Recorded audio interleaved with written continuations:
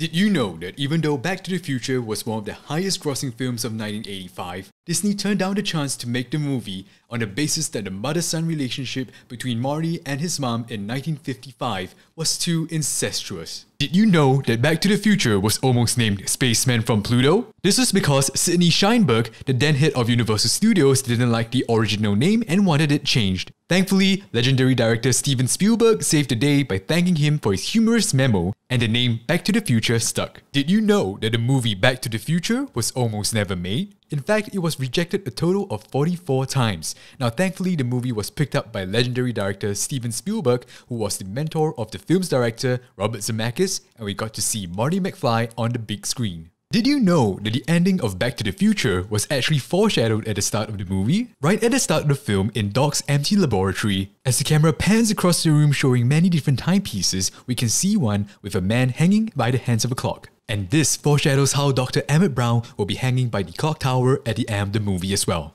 Did you know that after the massive success of Back to the Future, John DeLorean, the CEO of the DeLorean car company, wrote a letter to director Robert Zemekis saying, "Thanks for continuing my dream in such a positive fashion." Did you know that the actor Christopher Lloyd originally turned down the role of Dr. Emmett Brown in Back to the Future? Even though he threw the script into the trash, he eventually was convinced to take on the part when he met with director Robert Zemekis. Christopher Lloyd then added his own take of the character by basing him on theoretical physicist Albert Einstein and conductor Leopold Stokowski. Did you know that Huey Lewis from Huey Lewis and the News, the band responsible for the Back to the Future movie theme song, actually made a cameo in the Back to the Future movie? In the scene where Marty was auditioning for the High School Battle of the Bands contest, Huey Lewis can be seen here playing a school teacher, cutting off the band saying that they are too darn loud.